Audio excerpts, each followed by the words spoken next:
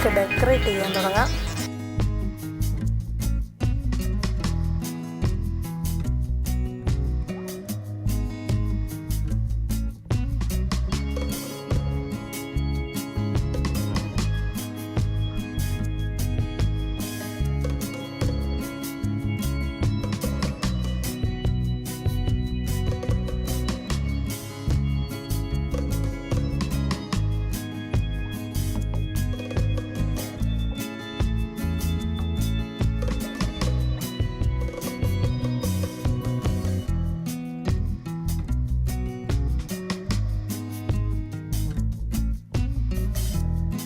ഞാനിതൊന്ന് ഇതുകൊണ്ട് ഡെക്കറേറ്റ് ചെയ്ത് നോക്കും എന്താവുമെന്ന്.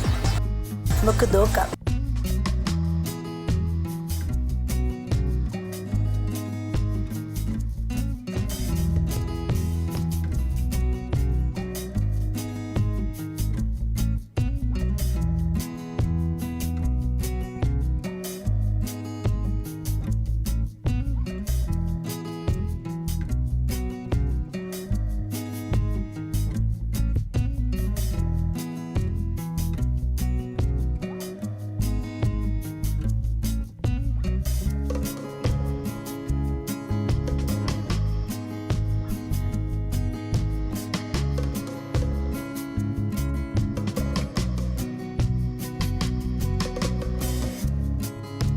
വീണയുടെ ഐസിങ് ഇങ്ങനെ മുന്നേറിക്കൊണ്ടിരിക്കുകയാണല്ലേ.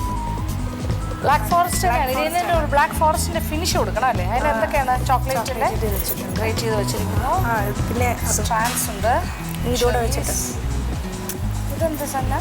ഇത് അത് വാങ്ങിയതാണ്, കഴിക്കാവുന്നതാണ്, എഡിബിൾ അല്ലേ? വാങ്ങിയതാണ്. അതെ അതെ. ഓഹോ, സെലിബ്രേഷൻ. അത് ശരി. അതിനകത്ത് സിറപ്പ് ഉണ്ടാക്കാനായിട്ട് ഉപയോഗിച്ചതായിരിക്കും. വയ്യ, ഇച്ചിരി ഒഴിച്ചിട്ടുള്ളൂ. വിപ്പിംഗ് ക്രീമൊക്കെ നന്നായിട്ട് വന്നിട്ടുണ്ട്. സോഫ്റ്റ് ആയിരുന്നു കേക്ക്. കറക്റ്റായിരുന്നു. കുറച്ച് കഴിഞ്ഞാൽ അത് ആദ്യം എടുത്തപ്പോഴത്തെ എത്ര ലെയറുണ്ട്? മൂന്നുണ്ട്. ഈ ഒരു വലിപ്പം വെച്ചിട്ട് മൂന്നുണ്ട്. ചെറീസ് അല്ലേ? വെച്ചോളൂ. ഈ സത്യമായിട്ട് എങ്ങനെ ഞാനതിനകത്ത് ഓരോ മറ്റേ ഇത് വെച്ചിട്ടുണ്ട്, ഡെക്കറേറ്റ് സിൽവർ കളറിൽ. അപ്പോൾ ഇനി ഇതിപ്പോൾ എവിടെ വെക്കണം എന്ന് ഇങ്ങനെ ആലോചിച്ചുകൊണ്ടിരിക്കുക. സാധാരണ നോർമലായിട്ട് ഇതിൻ്റെ മുകളിലാണ് ഒരു വ്യത്യാസം ഉണ്ടാക്കണമെന്ന് തോന്നുന്നുണ്ട്. അതിന് മിക്കവാറും ലാസ്റ്റ് കറങ്ങി തിരിഞ്ഞ് അങ്ങനെ തന്നെ വെക്കുമെന്ന് ഡൗട്ടുണ്ട്. ഒന്ന് കണ്ടിട്ട് പോകല്ലേ വീണയുടെ ആ ക്രിയേറ്റിവിറ്റി എവിടെയാണ് വെക്കാൻ പോകുന്നത് നോക്കട്ടെ. ആലോചിച്ചോളൂ എന്നിട്ട് വെച്ചാൽ മതി. അയ്യോ പറയണ്ടായിരുന്നു ചേച്ചി. ഞാൻ ഇതിന് മുന്നേ എക്സാമിന് അടുത്ത് ടീച്ചർ അടുത്ത് വന്നിട്ട് ക്വസ്റ്റ്യൻ പേപ്പർ ആൻസർ എഴുതാൻ പറഞ്ഞാൽ എങ്ങനെയുണ്ടായിരുന്നു? അതുപോലത്തെ അവസ്ഥയിലാണ്.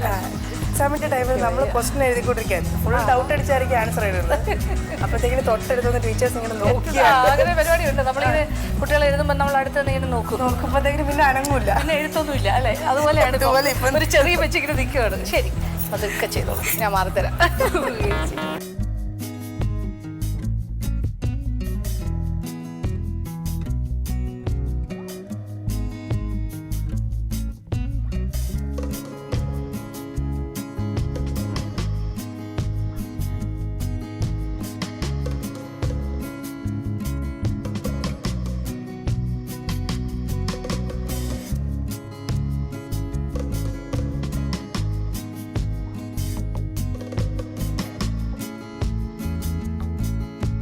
ഏകദേശം നമ്മുടെ ഡെക്കറേഷനൊക്കെ നടക്കുക. ഇനിയിപ്പോൾ നമ്മുടെ ചോക്ലേറ്റ് ഗ്രേറ്റ് ചെയ്ത് വെച്ചത് അത് നമ്മളിങ്ങനെ വേരി വിതറുകയാണ്.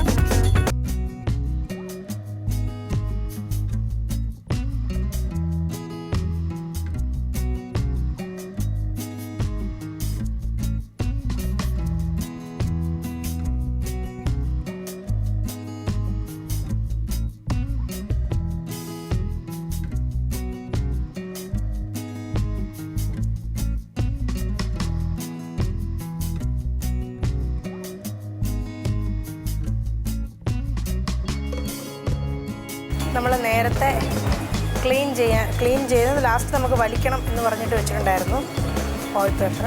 ആ പേപ്പർ വലിക്കാം. ഹീറ്റ് കൂടിയോണ്ട് ഇനി എങ്ങനെയാകും എന്നറിയില്ല. ഒരെണ്ണം കറക്റ്റായിട്ട് കിട്ടി.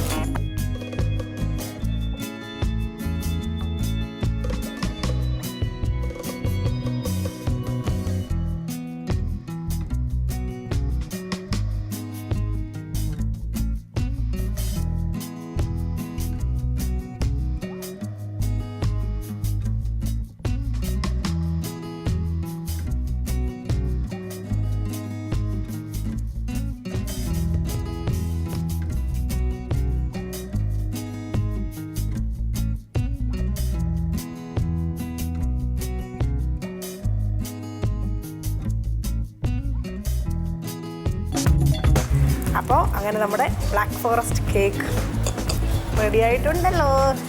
ഒരു സമാധാനമുണ്ട്. എന്തായാലും ഇത് കഴിയുന്നതോടുകൂടി ഞാൻ നല്ലൊരു കുക്കാവും. കാരണം കേക്കൊന്നും ലൈഫിൽ ഉണ്ടാക്കുമെന്ന് തീരെ പ്രതീക്ഷയല്ല. പക്ഷെ ഇപ്പോൾ അതൊക്കെ ഉണ്ടാക്കേണ്ട സിറ്റുവേഷൻ വന്നു. പക്ഷെ ഉണ്ടാക്കാൻ കഴിയുമെന്ന് കിച്ചൺ മാജിക്കിലൂടെ ഞാൻ തെളിയിച്ചിരിക്കുകയാണ്. ടേസ്റ്റ് ചെയ്തിട്ട് ഇത് എങ്ങനെ ഉണ്ടെന്നുള്ളത് ചേച്ചി പറയട്ടെ. ഇത് എൻ്റെ ഫാമിലിക്കും എൻ്റെ ഏട്ടൻ്റെ ഫാമിലിക്കും എൻ്റെ റിലേറ്റീവ്സിനും എൻ്റെ ഫ്രണ്ട്സിനും എൻ്റെ ഈ പ്രോഗ്രാം കണ്ടുകൊണ്ടിരിക്കുന്ന എല്ലാ പ്രേക്ഷകർക്കും ഞാൻ സ്പെഷ്യലായിട്ട് ഡെഡിക്കേറ്റ് ചെയ്യുന്നു. എന്തായാലും കാണിച്ചതൊക്കെ മനസ്സിലായല്ലോ. ഭയങ്കര എളുപ്പമാട്ടോ. പക്ഷേ ആക്ച്വലി ഈ കേക്ക് ഉണ്ടാക്കാൻ ആ ക്രീം ഇങ്ങനെ ഒരുപാട് ഇങ്ങനെ പതിപ്പിച്ച് അതിനെ വലുതാക്കുന്നത് ഒഴികെ ബാക്കി ഇതുണ്ടാക്കാൻ വളരെ എളുപ്പമാണ്. ഉണ്ടായി കഴിഞ്ഞാൽ വലിയ പാടൊന്നുമില്ല. ബാക്കി നമ്മുടെ ഫുഡാണ് ശരിക്കും പറഞ്ഞാൽ നമ്മൾ സാധാരണ കഴിക്കുന്ന ഫുഡുകളാണ് ഉണ്ടാക്കാനൊക്കെ പാട്. ഇത് വലിയ പാടൊന്നുമില്ല. എനിക്കറിയാവുന്ന രീതിയിൽ ഞാനിതിനെ ഡെക്കറേറ്റ് ചെയ്തിട്ടുണ്ട്. അത് ഓവറായോ കുറഞ്ഞോ ഒന്നൊന്നും എനിക്കറിയില്ല. ഫസ്റ്റ് ടൈമാണ്. സോ എന്തായാലും എൻ്റെ കൺസെപ്റ്റ് ഹേർട്ടായിരുന്നു. ആ ഹേർട്ടിനെ ഞാൻ മാക്സിമം ഇതിനകത്ത് ഉൾക്കൊള്ളിച്ചിട്ടുണ്ട്. ഇനി ലക്ഷ്മി ചേച്ചി പറയട്ടെ.